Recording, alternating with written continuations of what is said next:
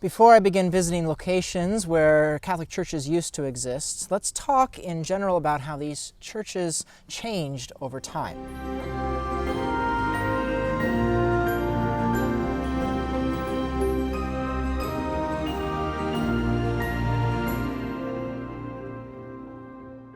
Mass was often first celebrated in homes, in sod houses or log cabins. In some places, Catholic services were celebrated in the district school building. Initial dedicated churches started out as log buildings or wooden frame structures. As the community grew, the small wooden church may have had additions to enlarge it or replaced with a larger frame structure. Finally, magnificent brick buildings were constructed. Unfortunately, it was not uncommon for early churches to meet with disaster, to be damaged or destroyed by tornado, windstorm, to be burned down by fires relating to heating stoves or lightning strike. Some of those were rebuilt and others have disappeared. For example, Old St. John's City was hit by a tornado. Settlers relocated themselves and their church 1.5 miles south to Jackson.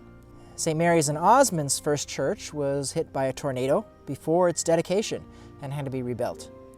St. Michael's in Coleridge, their first frame church, burned down to be rebuilt 6 years later. Holy Trinity Church in Hartington, their third church, burned down, worshiping for 16 years in an interim site until the current church was built. St. Paul in Plainview, their first church, was destroyed by fire, potentially due to KKK activity, to be rebuilt a year later. After St. Paul at South Creek was struck by lightning, burning it to the ground within an hour, their worship continued at St. Joseph in Ponca. Both St. Catherine at East Bow and St. Patrick at Tara Hill were destroyed by fire. St. Mary's at Ridgely had several changes. It was first built at Glencoe before then being moved to Ridgely. Then this church was destroyed by fire, as was a second church 35 years after. And that second time, instead of being rebuilt, the Ridgely families joined St. Lawrence and Scribner to enrich that community. For other parishes that were closed, their churches were demolished, either soon after its closure or after years of deterioration.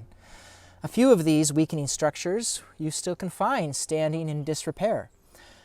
A few Catholic churches were remodeled for different uses, like becoming homes or being utilized by congregations of other Christian denominations.